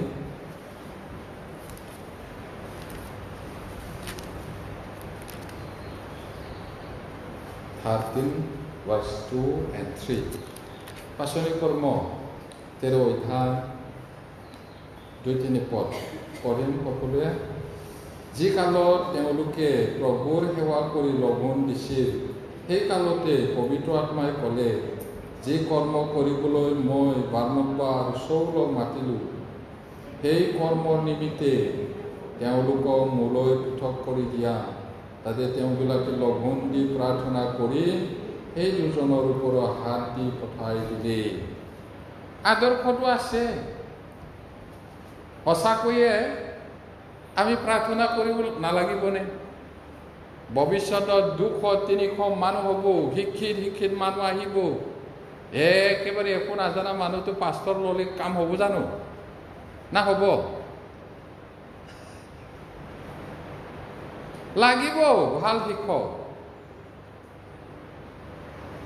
তেতিয়াহ'লে আমি যুগুৰ হ'ব নালাগিব জানো এই কৰবাৰ পৰা নহয় আমাৰ ভিতৰৰ পৰাই ওলাব লাগিব সেইকাৰণে কওঁ ল'ৰা ছোৱালীবিলাকক সুশিক্ষিত হ'ব লাগে ভালকৈ ক'তা বহুত দুৰ্বল এনেকৈ নহ'ব ক'ত আছে দুৰ্বলতাটো প্ৰাৰ্থনা কৰা নাই আমাৰ এতিয়া 20টামান মণ্ডলী আছে ঈশ্বৰৰ কাম কৰিবলৈ ওলাব লাগে কিন্তু নাই ক'ৰবাত দূৰতহে আছে এনেকৈ চুচৰি বাগৰি গৈ থাকিলে হ'ব জানো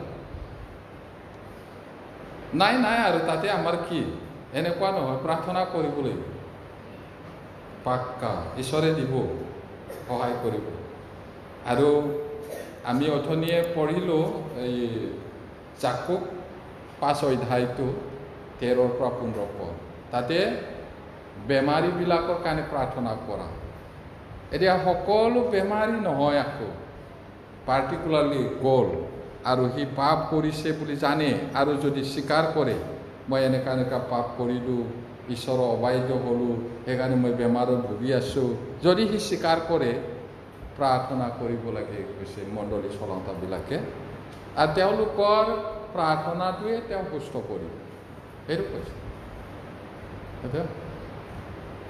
ৰোগীৰ কাৰণে প্ৰাৰ্থনা কৰিবলৈ ঈশ্বৰৰ নাম মহিমা কৰিবলৈ ঈশ্বৰক গৌৰৱ প্ৰশংসা কৰিবলৈ প্ৰাৰ্থনা কৰিবলৈ যীশুৰ নামত পিতৃ ঈশ্বৰক ধন্যবাদ কৰা প্ৰশংসা কৰাটো ঈশ্বৰে বিচাৰে সেইটো প্ৰকাশিত বাক্য 5 অধ্যায়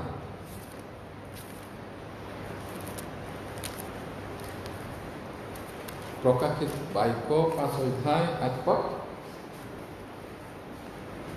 পঢ়ে তাক লল সেই 4 প্ৰাণী কিমান ক'লো 5 অধ্যায় 8 পদ পঢ়ে তাক লল সেই 4 প্ৰাণী আৰু 24জন বৃদ্ধ লোক মেৰ পোৱালীৰ হাতে পৰি তেওঁবিলাকৰ হাতত গায়কতী বীণা আৰু পবিত্ৰ লোকবিলাকৰ প্ৰাৰ্থনাস্বৰূপ সুগন্ধি ধূপেৰে পৰিপূৰ্ণ সোণৰ বাতি আছিল আমি জানো ভালকৈ এই মেৰ পোৱালী মানে যীশু আৰু তেওঁৰ চৰণত বৃদ্ধবিলাকে পৰিল মানে প্ৰাৰ্থনা কৰিছে তেওঁলোকৰ লগত বীণাও আছিলে আৰু পবিত্ৰবিলাকৰ প্ৰাৰ্থনাটো এই সুগন্ধি ধূপৰ নিচিনা ঈশ্বৰলৈ যায় আমি প্ৰাৰ্থনা কৰিব লাগিব এইদৰে ঈশ্বৰৰ মহিমা কৰিবলৈ আৰু 8 অধ্যায়টো চাওঁ একেটা কিতাপৰে 8 অধ্যায় 2 পৰা 4লৈকে পঢ়িম আৰু ঈশ্বৰৰ আগত থিয় হৈ থকা যি 7জন স্বৰ্গদূত তেওঁলোকক দেখিলোঁ আৰু তেওঁলোকক হাতোতাত তুলি দিয়া হ'ল পাছে সোণৰ দুপাধাৰ লোৱা আন এজন দূত আহি বেদীৰ ওচৰত উপস্থিত হ'ল আৰু সিংহাসনৰ আগত থকা সোণৰ বেদীৰ ওপৰত সকলো পবিত্ৰবিলাকৰ প্ৰাৰ্থনাত লগাবলৈ তেওঁক ভালেমান দুখ দিয়া হ'ল তাতে পবিত্ৰবিলাকৰ প্ৰাৰ্থনাৰে সৈতে দূতৰ হাতৰ পৰা ধূপৰ ধোঁৱা ঈশ্বৰৰ সন্মুখলৈ উঠি।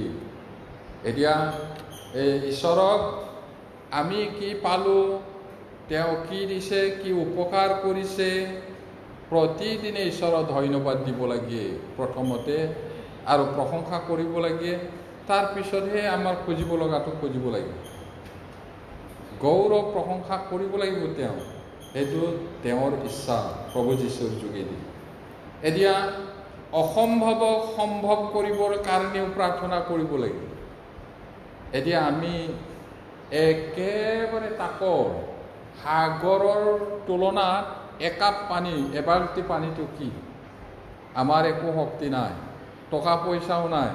মই অথনিয়ে ক'লোঁ ভগৱত প্ৰচাৰ কৰিবলৈ মানুহে নাই। এই অসম্ভৱ নিচিনা লাগিছে আমাৰ কাৰণে। সেইটো কাৰণে প্ৰাৰ্থনা কৰক, সঁচাকৈ প্ৰাৰ্থনা কৰক, ঈশ্বৰে আচৰিত কাম কৰিব। আমি ভাবিব নোৱাৰা তেওঁ কাম কৰিব। সেইটো কাৰণে অসম্ভৱক সম্ভৱ কৰিবলৈ প্ৰাৰ্থনা কৰিব লাগে। মথি 21:22 মথি 21:22 Matthew 21:22 21:22 মই পঢ়িছোঁ। আৰু বিশ্বাস কৰি প্ৰাৰ্থনাৰে যি যি খোজা সকলোকে পাবা। ভগবাৰ্তাৰ কাৰণে প্ৰচাৰক লাগে, মণ্ডলী চলাবৰ কাৰণে উপযুক্ত আত্মিক শৈক্ষিক সকলো বিষয়ত তাগ্ৰা ভৱিষ্যত আমাক পাষ্টৰ লাগে। এইটো প্ৰাৰ্থনা কৰিব লাগিব। অসম্ভৱটো সম্ভৱ কৰিব পাৰে ঈশ্বৰে, তেওঁ দিয়ে আৰু তেওঁ জানে। সেইকাৰণে আমি প্ৰাৰ্থনা কৰিব লাগিব। মাৰ্কে লিখা 9:29 বিশ্বাস কৰি খুজিলে সকলো পাব বুলি কৈছে।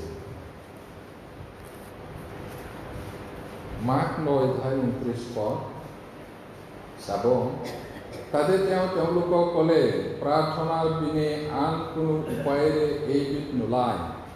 কিছুমান ভূত ধৰা মানুহ আছিলে, এইটো প্ৰভুৱে কৈছে প্ৰাৰ্থনা বিনে এনেকুৱাটো নোলায়। সেইটো অসম্ভৱটো সম্ভৱ কৰিবলৈ আমি প্ৰাৰ্থনা কৰিব লাগিব। আৰু ঈশ্বৰৰ পৰা ভাল বস্তু পাবলৈ প্ৰাৰ্থনা কৰিব লাগে। সকলো ভাল বস্তু ঈশ্বৰৰ পৰা আহে গৈছে, আৰু তাক পাবলৈ আমি প্ৰাৰ্থনা কৰিব লাগে। গীতমালা 102:17 গীতমালা 102 Psalms 102:17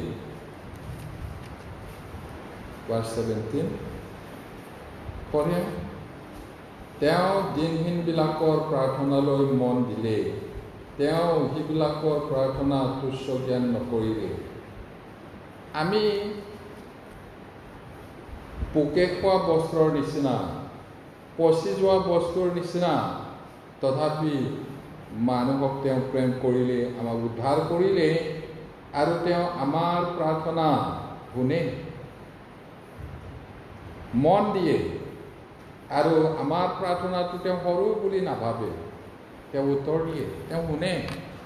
কিমান আচৰিত উপায় দিছে ঈশ্বৰে তেওঁৰ পৰা আশীৰ্বাদ পাবলৈ, ভাল বস্তু পাবলৈ।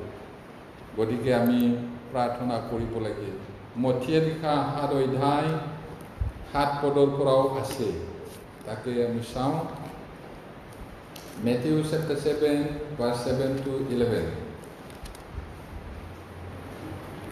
পঢ়িম সকলোৱে। খোজা তেহে তোমালোকক দিয়া হ'ব, বিচাৰা তেহে পাবা, টুকুৰিওৱা তেহে তোমালোকলৈ দুৱাৰ মুকলি কৰা হ'ব।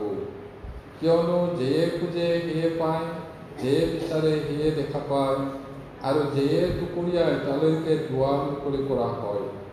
কিয়নো পুতেকে পিঠা খুজিলে তাক শিল দিব, মাছ খুজিলে সাপ দিব। তোমালোকৰ মাজত এনে কোন মানুহ আছে? এই হেতুকে তোমালোকে দুৰ্জন হৈও নিজৰ সন্তানক যদি ভাল বস্তু দিব জানা, তেন্তে তাতকৈও তোমালোকৰ স্বৰ্গত থকা পিতৃয়ে তেওঁ খোজাবিলাকক ভাল বস্তু নিদিবনে? এনেকৈ সকলো বিষয়তে লোকে তোমালোকক যেনে ব্যৱহাৰ কৰিলে তোমালোকে ভাল পোৱা, তোমালোকেও তেওঁবিলাকক তেনে ব্যৱহাৰ কৰা।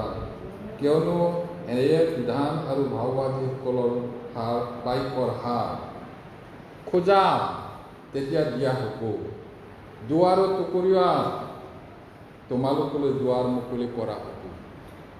এইটো আত্মিক বিষয়টো পৰিত্ৰাণ পাবলৈ আমি দুৱাৰত টুকুৰিয়াব লাগিব। কেৱল আমাৰ কাৰণে নহয়, আমাৰ পৰিয়ালৰ, আমাৰ দেশৰ কাৰণে, জাতিৰ কাৰণে, আৰু আমাৰ দৈনন্দিন জীৱনৰ প্ৰয়োজনটোকো আমি খুজিব পাৰোঁ। এতিয়া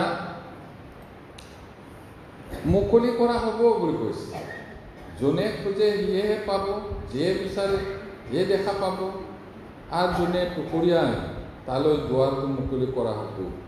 আৰু প্ৰভুৱে কৈছে, কোনোবাই পিঠা খুজিলে শিল দিব, মাছ খুজিলে সাপ দিব। তোমালোকৰ মাজত কোনোবা এনেকুৱা মানুহ আছে নেকি বুলি? তোমালোক দুষ্ট মানুহ হৈও নিজৰ ল'ৰা ছোৱালীক ভাল বস্তু দিব জানা, স্বৰ্গত থকা পিতৃয়ে জানো তাতকৈ তোমালোকক ভাল বস্তু নিদিব? দিব, দিব কৈছে। সেইকাৰণে সকলো বিষয়ত তোমালোকে আনে তোমালোকক যিদৰে ব্যৱহাৰ কৰিলে ভাল পোৱা, তোমালোকেও আনক সেইদৰে ব্যৱহাৰ কৰা। আমি আনৰ পৰা ভাল ব্যৱহাৰ আশা কৰোঁ, মিঠা মাত আশা কৰোঁ। আমিও মিঠা মাতেৰে মাতিব লাগিব, আমিও তেওঁলোকক ভাল ব্যৱহাৰ কৰিব লাগিব, তেহে তেওঁলোকে আমাক, তেহে আমি পাম। আনে আমাক বেয়া ব্যৱহাৰ কৰিলেও আমি ভাল ব্যৱহাৰ কৰিব পাৰিব লাগিব। প্ৰভুৱে সেইটো কৈছে, ইগালৰ চৰিয়ালে সিগাল দিবা বুলি।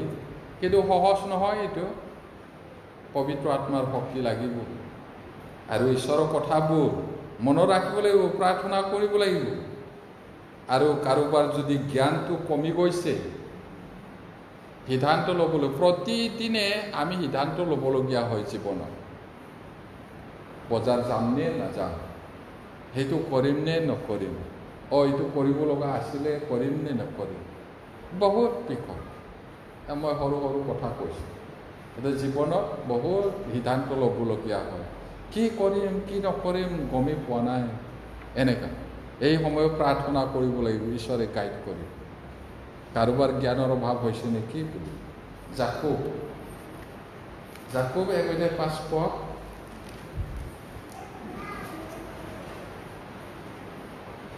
পঢ়ে মাতায়ে।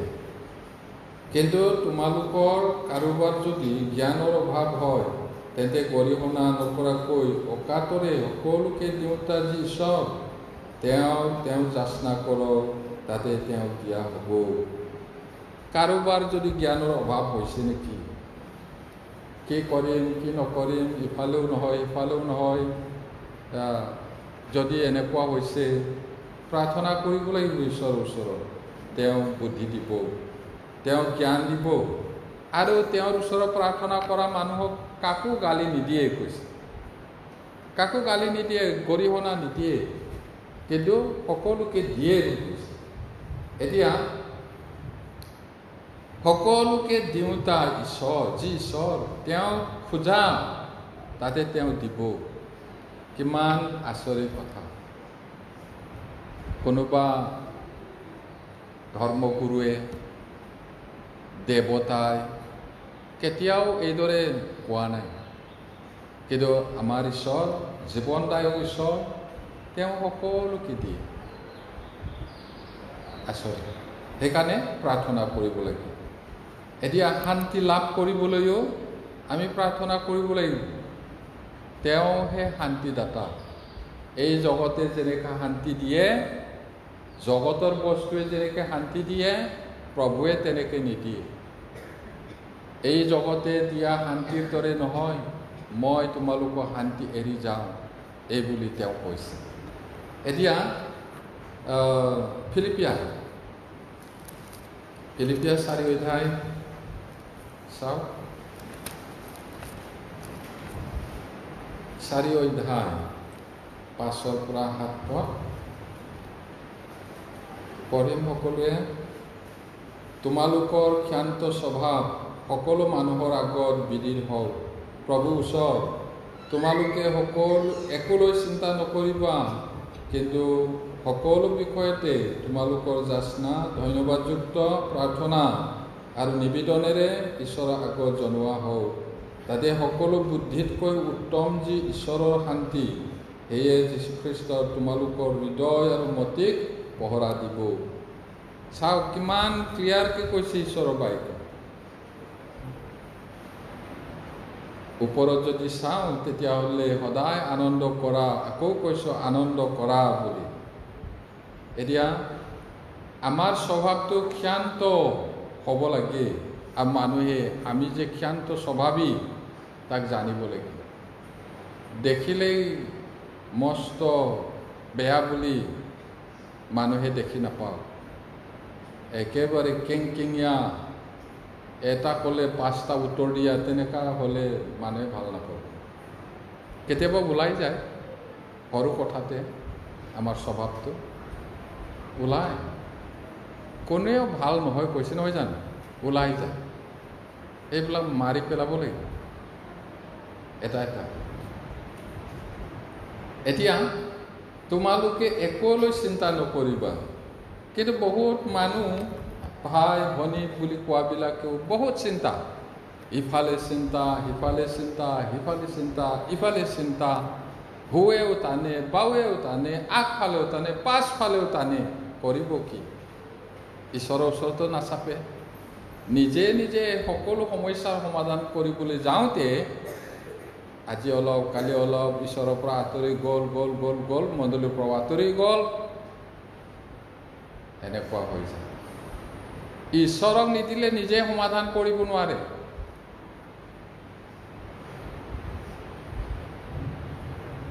এদিন এজন প্ৰচাৰকে গীৰ্জাত ক'লে, ধৰুৱাবিলাকৰ কোনো শান্তি নাই বুলি। এজনৰ গাত লাগিল প্ৰব্লেম। গাড়ী কিনিবলৈ মানুহৰ পৰা ধাৰ লৈ পিনি কৰিছে বুলি সিও কৈ দিলে। ইফালে এজনে ধাৰ লৈ কিনিছিলে ওলাই সময়তে লাগি গ'ল। সমস্যা ঈশ্বৰক জনাব লাগিব। এতিয়া মই কবিতাহে ভাল পাওঁ। শান্তি নাই শান্তি নাই কত ধৰুৱাৰ, শান্তি নাই কত ধৰুৱাৰ, চিৰৰোগীয়াৰ, এনেকুৱা আছিলে না আগতে অসমীয়া পদ্যত। শান্তি নাই কত ধৰুৱাৰ, শান্তি নাই চিৰৰোগীয়াৰ বুলি।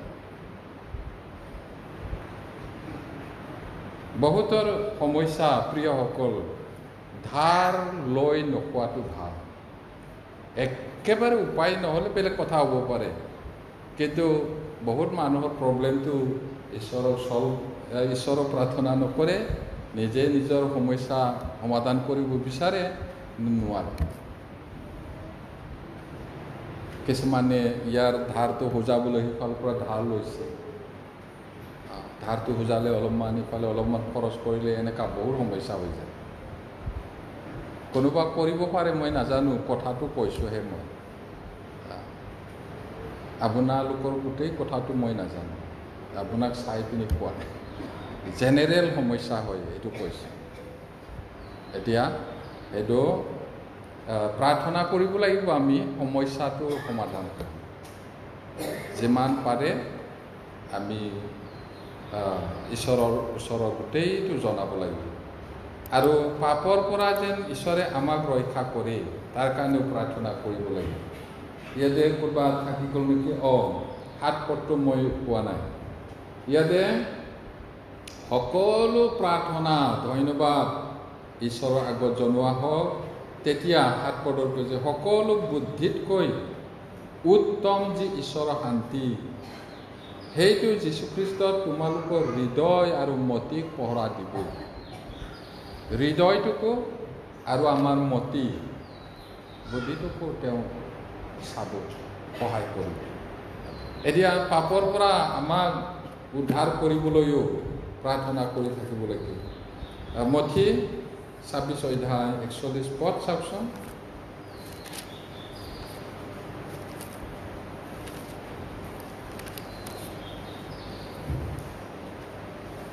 মথি 26 অধ্যায় 41 পদ। পঢ়ি সকলোৱে, পৰীক্ষাত যেন নপৰা এই নিমিত্তে পৰ দি প্ৰাৰ্থনা কৰা, আত্মা ঈশ্বৰ কিন্তু শৰীৰ দুৰ্বল। এতিয়া পৰীক্ষাত নপৰিবৰ কাৰণে প্ৰাৰ্থনা কৰিব লাগে। এই কথাটো যীশুৱে গেটছেমানি বাৰীত প্ৰাৰ্থনা কৰি আছিলে। প্ৰাৰ্থনা কৰি আহি চাওঁ মানে শিষ্যবিলাকে টোপনিত আছে। উঠা, এঘণ্টাওনো পৰ দি থাকিব নোৱাৰানে? গৈ আকৌ প্ৰাৰ্থনা কৰে। আকৌ আহিছে, চাইছে টোপনি, আকৌ গৈছে, আকৌ চাইছে টোপনি। এতিয়া তেওঁলোকৰ কথাটো আমি বুজিব লাগিব, কেলেই ইমান টোপনি গৈছিল তেওঁলোকে। এই তাৰ আগৰাতি ইস্কৰিয়তীয়া যিহুদাই বিক্ৰী কৰিলে। তোমালোকৰ মাজৰে এজনে বিক্ৰী কৰিব বুলি শুনাৰ লগে লগে হৃদয়ে বহুত দুখ পাইছে। আৰু তাৰ আগতেও কৈছে, মই তোমালোকক এৰি যাম, কিন্তু আকৌ আহিম। এইটো প্ৰভু থকা সময়তে আমাক কিমান তাৰণা কৰে, তেওঁ যদি আমাক এৰি যায় আমাৰ কি হ'ব? বহুত মনত দুখ আছে। আৰু ইফালৰ পৰা সেই তাৰ পৰা তাত অহা যোৱা কৰিছে। তাৰপিছত মাছ নিশা প্ৰভু ভোজ স্থাপনৰ পিছত গেটছেমানি বাৰীত প্ৰাৰ্থনা কৰিবলৈ গ'ল। একেবাৰে মনটো ঠিক, আত্মাটোৱে প্ৰাৰ্থনা কৰিবলৈ মন, পৰ দিবলৈ মন, শৰীৰটোৱে নোৱাৰিছে। সেইটো কাৰণে টোপনি গৈছে। সেইটো কাৰণে প্ৰভুৱে কৈছে, আত্মাটো ইচ্ছা কৰিছে, শৰীৰটো দুৰ্বল। এতিয়া জিৰণি লোৱা, চোৱা শত্ৰু আহিছে। এতিয়া আমাক কি কৈছে ইয়াত প্ৰভুৱে? পৰীক্ষাত যেন নপৰা সেইটো কাৰণে প্ৰাৰ্থনা কৰা। কিন্তু বহুত মানুহে এই কথাটো কি কয়? আত্মা ঈশ্বৰ, শৰীৰ দুৰ্বল, এনে বজাই দিয়ে। আমি এনেকৈ ক'ব নোৱাৰোঁ, তেওঁলোকৰ জাগাত আমি নাই। ইমান খোজকাঢ়ি বহুত কষ্ট, ভালকৈ খোৱা বোৱা কৰিছিল না নাই নাজানো, শিষ্যবিলাকে সেইকাৰণে ভাগৰ, আত্মাটো হ'ল ইচ্ছা আছে। এতিয়া আমি শিকিব লগা কথাটো কি? যে আমি যেন পাপত নপৰোঁ, পৰীক্ষাত যেন নপৰোঁ, সেইকাৰণে আমি নিৰন্তৰে প্ৰাৰ্থনা কৰিব লাগে, তাক প্ৰভুৱে কৈছে। আৰু ঈশ্বৰৰ ইচ্ছাটো প্ৰকাশ কৰিবলৈ কাৰণে প্ৰাৰ্থনা কৰিব লাগে। লোক 11 অধ্যায়, আমি অকণমান বেগাই যাওঁ। লোক 11 অধ্যায়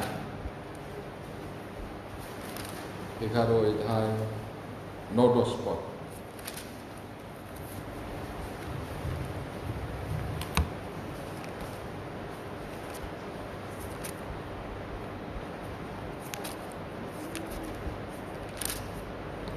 লোক 11 অধ্যায় 9-10 পদ পঢ়ি সকলোৱে। আৰু মই তোমালোকক কওঁ, খোজা তেহে তোমালোকক দিয়া হ'ব, বিচাৰা তেহে পাবা, দুৱাৰত টুকুৰীয়া তেহে তোমালোকলৈ দুৱাৰ মুকলি কৰা হ'ব। কিয়নো যেয়ে খোজে সেয়ে পায়, আৰু যেয়ে বিচাৰে সেয়ে দেখা পায়, আৰু যেয়ে টুকুৰীয়াই তেওঁলৈ দুৱাৰ মুকলি কৰা হ'ব। ঈশ্বৰৰ মহিমা আমি দেখিবলৈ পাম যদি আমি প্ৰাৰ্থনা কৰোঁ, নিৰন্তৰে টুকুৰিয়াই থাকোঁ, বিচাৰোঁ, তেতিয়াহ'লে তেওঁ উত্তৰ দিব। এতিয়া